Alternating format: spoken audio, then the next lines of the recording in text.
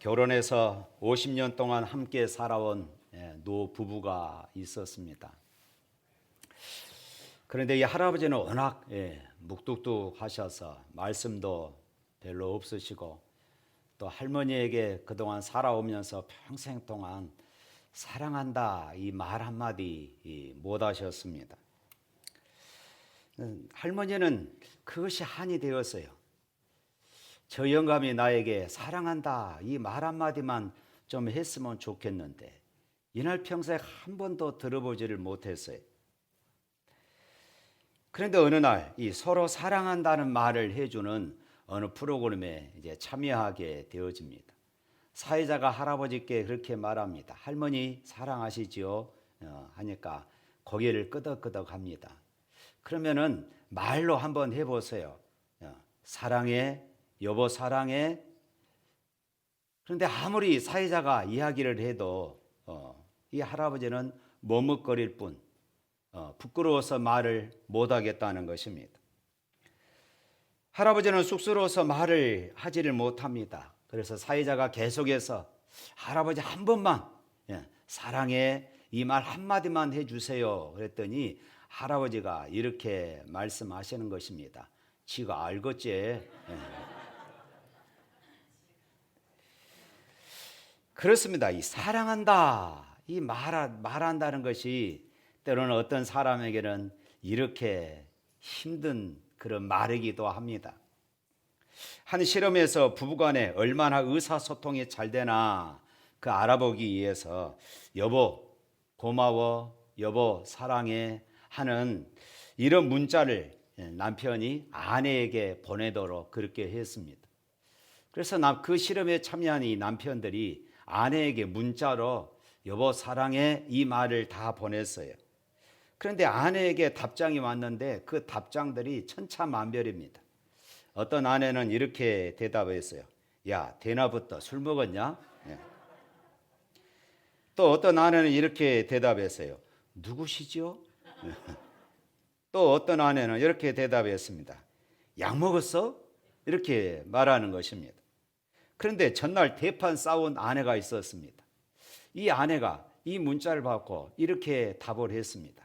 야, 걔 똥이다. 이렇게 했다는 것입니다. 우리 옆 사람과 인사 나눕니다. 주의 이름으로 사랑하고 축복합니다.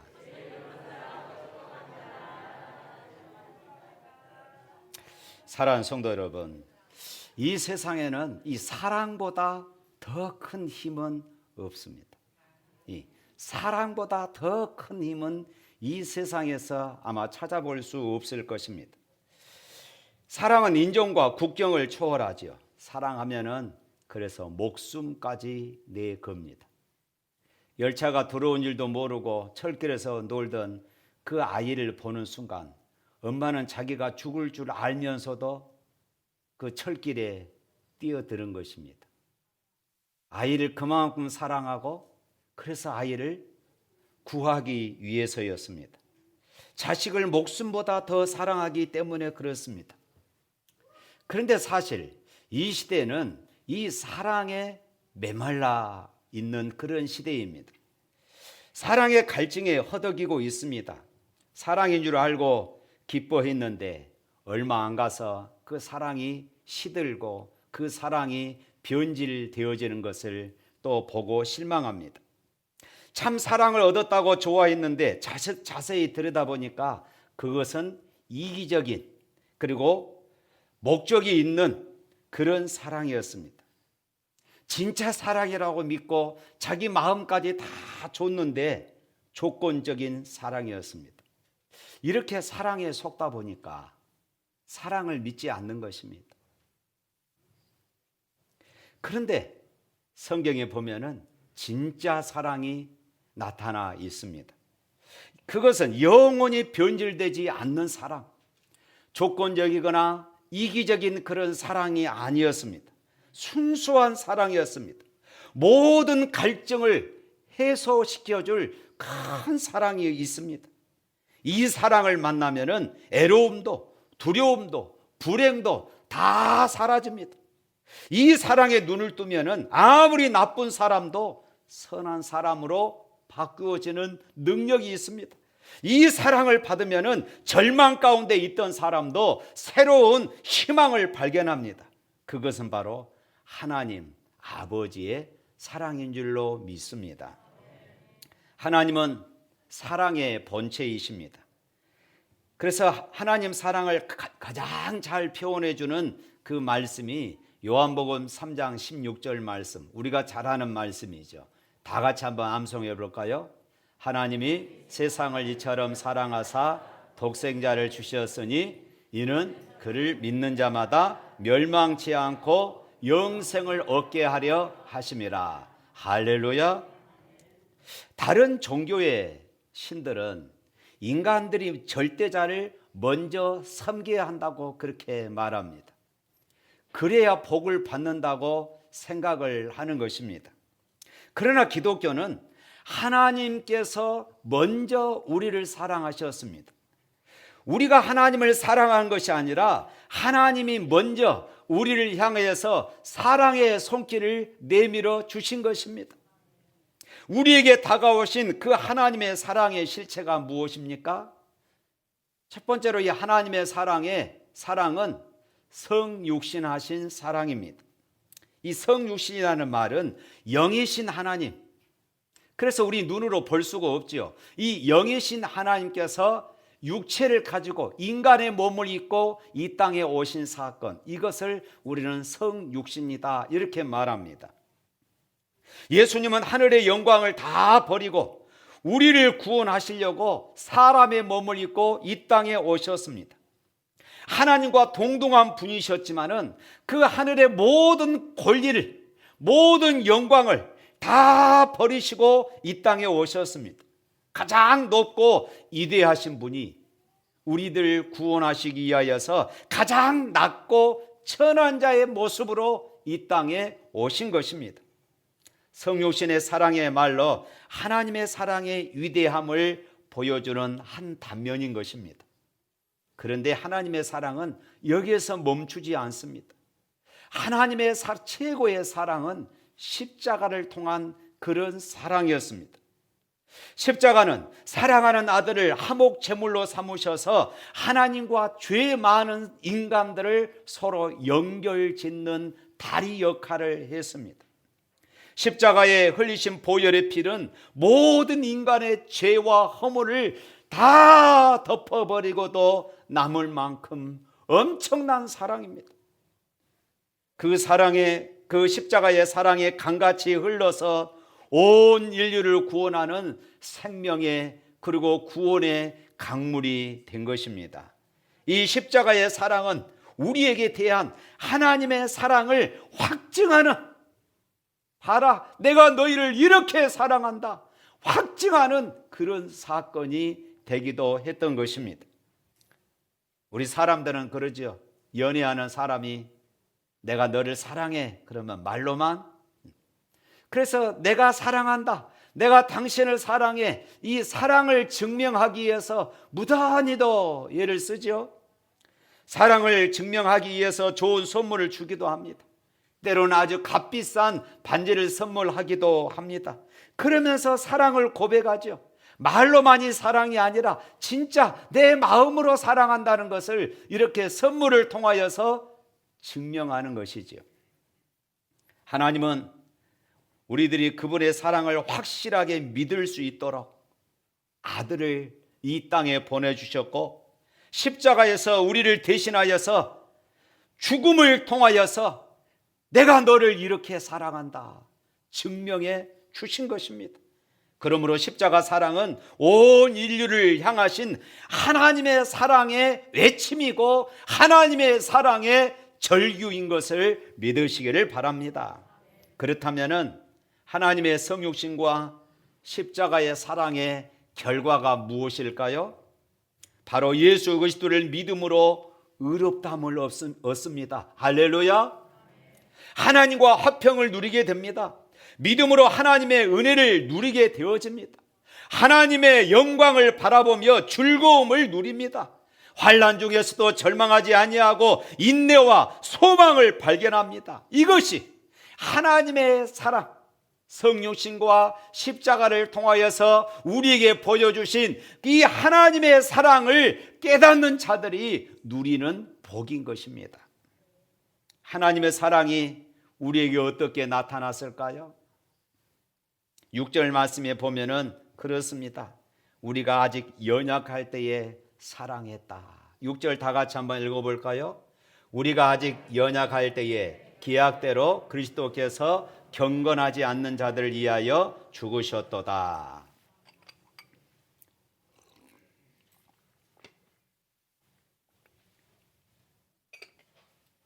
하나님은 우리가 연약할 때에 사랑해 주셨다. 여기서 연약하다 이 말씀의 의미는 전혀 힘이 없다는 것입니다. 무능하다는 것이에요. 하나님은 내가 무능할 때에 사랑해 주셨어요. 우리들이 하나님의 사랑을 덧입고 하나님의 자녀가 되는 권세를 누리는 것은 내 안에 어떤 능력이 있어서 내 안에 어떤 구원받을 만한 어떤 조건이 있기 때문에 우리를 사랑하신 것이 아니었습니다. 예수님이 언제 십자가에 죽으셨습니까?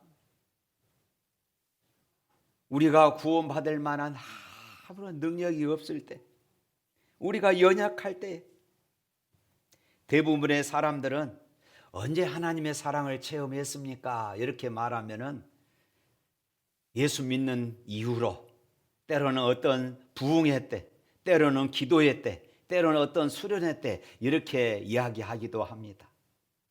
쉽게 말하면은 내가 예수 믿고 난 이후에 하나님의 사랑을 내가 누렸습니다. 이렇게 말합니다.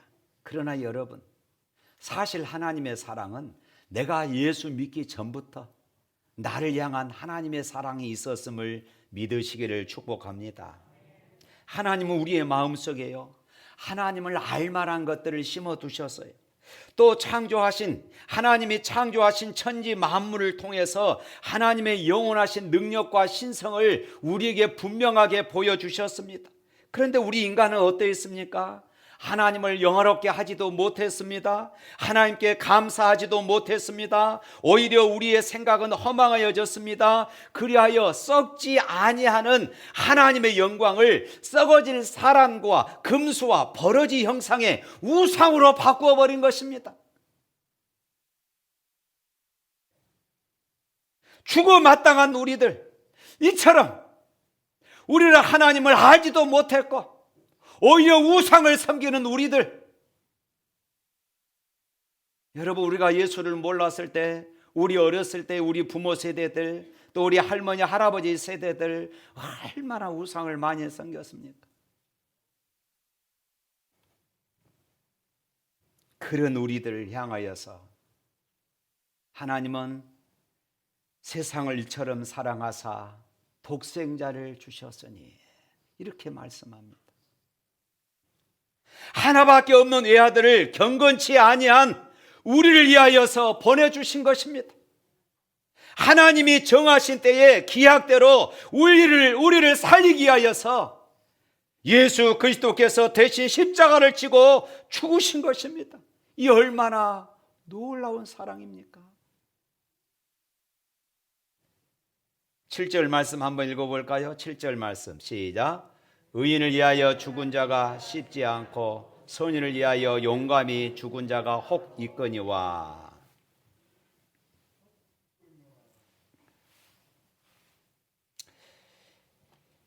남을 위하여 죽는 것은 쉽지 않습니다.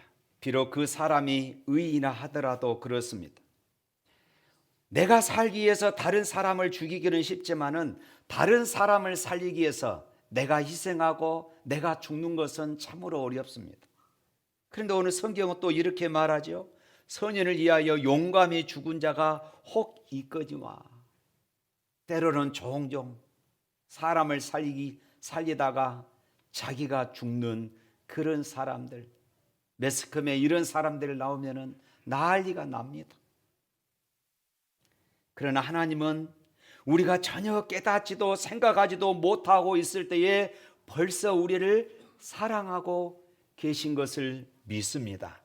우리의 태도와 상관없이 사랑하고 계셨습니다. 우리가 연약할 때에, 우리가 무기력할 때에도, 경건하지 못한 삶을 사는 순간에도 하나님은 우리를 사랑하고 계셨습니다. 이것이 우리에게는 은혜입니다. 지금 이 순간에도 하나님은 우리의 연약함을 있는 그대로 사랑하십니다. 내가 연약할수록 하나님은 더욱더 귀하게 여겨주시는 것입니다. 그러므로 사랑하는 성도 여러분, 내 의를 가지고 하나님 앞에서 살려고 버티지 마십시오. 하나님, 내가 이렇게 하나님을 사랑했습니다. 내가 이렇게 하나님을 위해서 헌신했습니다. 하나님, 내가 이렇게 하나님을 위해서 순종하고 있습니다. 자신의 조그만 의 하나님 앞에 내세우지 마십시오. 하나님 앞에 나의 의를 드러내며 낼수록 하나님의 사랑으로부터 내가 더 멀어진다는 것입니다. 그러나 나의 연약함을 깨닫고 나의 무능력함을 주님 앞에 고백하면 할수록 우리는 주님의 사랑에 더 가까이 가게 되는 것이에요.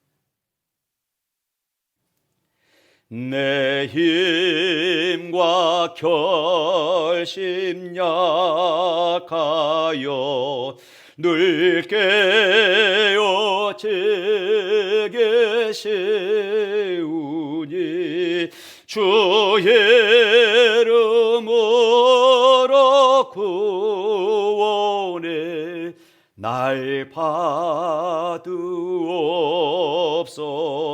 다 같이 할까요? 내 모습 이대로 주 받으옵소서. 날 위해 돌아가신 주 날 받아주소서. 그렇습니다. 하나님, 나는 연약합니다. 하나님, 나는 연약합니다. 하나님의 은혜가 아니면은 나는 설 수도 없습니다.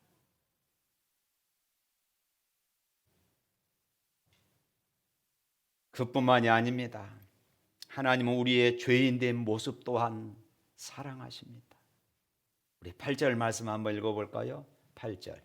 우리가 아직 죄인 되었을 때에 그리스도께서 우리를 위하여 죽으심으로 하나님께서 우리에 대한 자기의 사랑을 확증하셨느니라. 우리가 아직 죄인 되었을 때에, 우리가 아직 죄인 되었을 때에 6절에서 사람의 전적인 무능력을 말씀하셨다면 이 8절 말씀에서는 사람의 전적인 타락과 부패를 말씀합니다. 예수님의 죽으심은 우리들이 여전히 죄인의 신분으로 머물러 있을 때였습니다. 죄인의 모습으로 죽어 마땅한 삶을 살고 있을 때였습니다.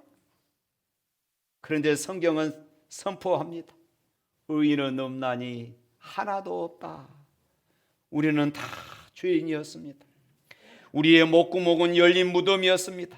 혀로는 속임을 베풀었습니다. 입술에는 저주와 악독이 가득했습니다. 우리의 발로는 피 흘리는데 빨랐습니다. 그러나 예수님은 우리가 아직 죄인 되었을 때에 우리를 위하여 죽으셨다 말씀하고 있습니다. 하나님의 사랑은 사랑하는 아들을 십자가에 매달아 놓고 죄에 매여 있는 우리들을 향하여서 봐라, 내가 너희를 이렇게 사랑하노라 말씀하고 있어요. 우리를 위하여 죽으심으로 하나님께서 우리에 대한 자기의 사랑을 확증하셨느니라. 내가 너희를 이렇게 사랑하노라. 십자가를 통하여서 우리에게 지금 말씀하고 있어요.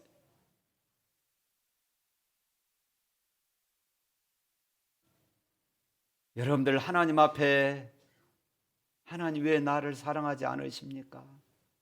항변하신 분이 있습니까? 내 기도를 응답해 주지 않는다고, 내 삶의 형편이 이 모양 이것이라고, 왜 하나님은 나를 사랑하지 않습니까?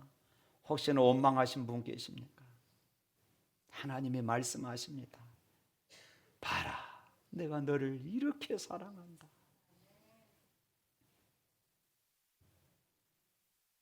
아들을 버릴 만큼, 아들을 십자가에 버릴 만큼 우리를 사랑하신다고 말씀하고 있어요. 그 결과가 무엇입니까? 죄에 종되었던 우리를 자유케 하신 줄로 믿습니다. 더 이상 율법의 멍에에 시달리지 않고 진리 안에서 자유케 됨을 믿으시기를 축복합니다. 이처럼 십자가의 사랑을 체험하고 복음 안에 있는 하나님의 사랑을 누리는 사람은 양심의 고발에 대해서도 당당하게 답변할 수가 있습니다. 마귀의 고발에 대해서도 답할 수 있습니다. 마귀는 우리가 잘못했을 때, 야, 네가 이래도 예수 믿는다고 말할 수 있어? 끊임없이 말해요. 네가 이런데도 하나님의 자녀냐? 고발해 옵니다. 그때에 그리스도로 말미암아 의를 소유한 사람들, 그리스도로 말미암아 하나님의 은혜를 깨닫는 사람들은, 그래, 나는 죄를 저질렀어. 그래서 어쩌란 말이냐? 그래, 내가 지은 죄가 있어. 그런데 봐라, 네가 생각지 못한 것이 있어. 예수님께서 그런데 죄를 다 하시고 십자가에서 죽으시고 그 죄를 다 용서해 주신 거야. 할렐루야.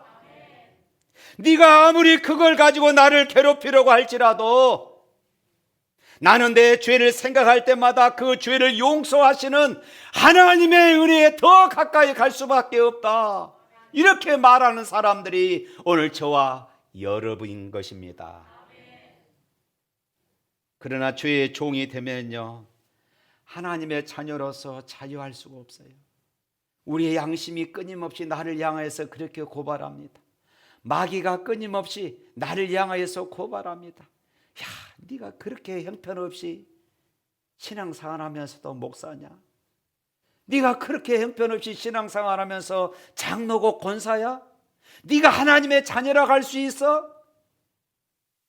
그렇지, 나는 그런 사람이지.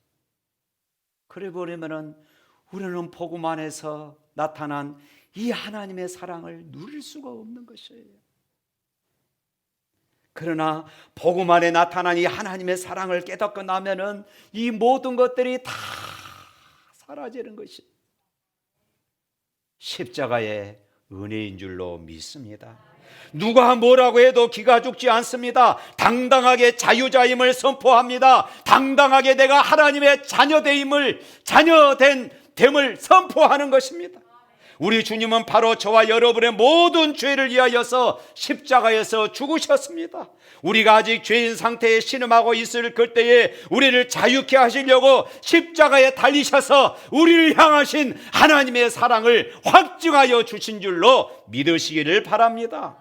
그러므로 더 이상 죄에 매여 종노릇 하지 마십시오. 이 시간 놀라우신 하나님 아버지 앞에 다 고백하고 내려놓으십시오. 그리고 진리 안에서 자유함을 누리시기를 축복합니다. 이것이 바로 우리에게 베풀어 주신 하나님의 사랑에 대한 반응이고 자유와 기쁨을 누리는 비결인 줄로 믿습니다. 뿐만 아닙니다. 하나님의 사랑은 온수된 모습까지도 사랑하셨다 말씀합니다. 우리 10절 말씀 한번 읽어볼까요? 곧 우리가 온수되었을 때에 그의 아들의 죽으심으로 말미암아 하나님과 화목하게 되었은즉 화목하게 된 자로서 더욱 그의 살아나심으로 말미암아 구원을 받을 것이니라. 하나님은 우리가 연약할 때에도 사랑해 주셨습니다. 내가 경건하지 못할 때도 하나님은 우리를 사랑하십니다. 우리가 죄인 되었을 때도 사랑하십니다. 심지어 우리가 하나님과 온수되었을 때도 우리를 사랑하고 계셨습니다. 하나님은 우리를 버리지 않고 사랑해 주심을 믿습니다. 오늘 말씀을 기록한 바울은 예수 그리스도 밖에 있었던 사람이었습니다. 예수님을 알지 못했던 사람이었습니다. 예수님과 온수된 사람이었습니다. 예수님을 대적하는 사람이었습니다. 교회를 핍박하는 사람이었습니다. 그런 그를 하나님은 사랑해 주셨어요. 그런 그를 하나님은 구원해 주셔서 위대한 사도로 사용하신 줄로 믿습니다. 우리도 마찬가지입니다. 바울만이 아니라 오늘 저와 여러분들도 마찬가지입니다. 과거에 무능했습니다. 경건치 못했습니다. 하나님과 원수된 자였습니다. 그런 우리를 하나님의 자녀로 삼아 주신 것입니다. 그 하나님의 놀라운 사랑은 오늘도 동일함을 믿으시기를 바랍니다. 그래서 바울은 로마서 8장 32절부터 39절까지 우리를 향하신 하나님의 사랑이 얼마나 크고 놀라운가를 말씀해 주십니다. 자기 아들을 아끼지 않고 우리를 위해 내어주신 하나님이 모든 것을 우리에게 주신다고 선포합니다. 누가 하나님의 택하신 자들을 고발하겠느냐 묻습니다. 누가 하나님이 의롭다고 하는 자를 정죄하겠느냐라고 묻습니다. 누가 우리를 그리스도의 사랑에서 끊을 수 있겠느냐라고 묻습니다. 우리는 그 어떤 상황에서도 우리를 사랑하시는 예수님으로 인해서 이길 수 있다고 이렇게 선언하고 있습니다. 하나님과 우리의 사랑의 관계를 그 어떤 것도 끊을 수 없다고 말하고 있어요. 이것이 바로 하나님의 은혜고 하나님의 사랑인 것을 믿습니다. 사랑하는 성도 여러분, 이제 우리는 이 하나님의 놀라우신 사랑에 반응할 때입니다. 내가 어떻게 반응해야 할까요? 하나님의 이 사랑은 나로부터 나오는 것이 아니었습니다. 인간의 사랑은 언제나 변할 수 있습니다. 이기적이고 조건적인 그런 사랑입니다. 그러나 십자가를 통하여서 우리에게 부어주신 사랑은 무조건적인 사랑, 변함없는 사랑, 어떤 환경에서도 변질되지 않는 그런 사랑임을 믿습니다. 이와 같은 하나님의 사랑을 입은 사람은 세상에서 반짝거리는 것들에 정신이 흔들리지 않습니다. 세상에 줄 수 있는 헛된 영광에 현혹당하면서 살아가지 않습니다. 복음 안에 있는 하나님의 사랑을 입은 사람은 더 이상 세상 친구들의 그 가치관에 따라서 사는 사람들이 아닌 것입니다. 여러분은 영광스러운 하나님 나라의 백성으로서 그 백성답게 당당하게 살아가야 할 줄로 믿습니다. 때로는 비록 우리가 이 땅에서 가난해서 떨어진 옷을 입고 살아갈 수가 있습니다. 떨어진 신발을 신을 수도 있습니다. 세상에서 늙고 때로는 병들어갈 수 있습니다. 때로는 세상에서 우리가 실패하며 살아갈 수도 있습니다. 그럼에도 불구하고 우리는 하나님의 자녀로서 긍지를 가지고 살아가야 할 줄로 믿습니다. 이것이 하나님이 우리에게 보여주신 그 사랑에 보답하며 살아가는 발짝걸음인 것이에요. 사랑하는 성도 여러분, 이제 우리는 다음 주일에 이웃을 초청하는 총력 전도주의를 우리가 앞두고 있습니다. 여러분, 우리가 전도해야 할 이유는 간단합니다. 하나뿐인 나의 생명을 구원하시기 위해서 십자가에서 피 흘려 제물로 죽어주신 그 예수님의 사랑, 내가 무능했고 내가 연약했고 내가 하나님과 온수되었을 때에 나를 사랑하셨던 그 은혜를 우리가 받았기 때문에 이제는 이 사랑을 다른 사람들에게 나눠줘야 하는 이런 삶을 살아가야 할 줄로 믿습니다. 저는 해마다 하는 전도대회가 어떤 행사나 프로그램으로 끝나지 않기를 바랍니다. 여러분, 최선을 다하시기를 바랍니다. 때로는 이 한 주간 동안 여러분들이 전도하고자 하는 그 영혼을 위해서 하루에 한 끼씩 금식도 하십시오. 그만큼 그 영혼을 전도하고자 하는 내 마음이 간절하다는 것을 하나님 앞에 그렇게 표현하는 것입니다. 하나님이 반드시 역사하실 것을 믿습니다. 반드시 그 열매가 있을 것을 믿습니다. 울며 씨를 뿌리러 나간 자는 기쁨의 탄을 거두게 될 줄로 믿습니다. 할렐루야, 찬양하겠습니다.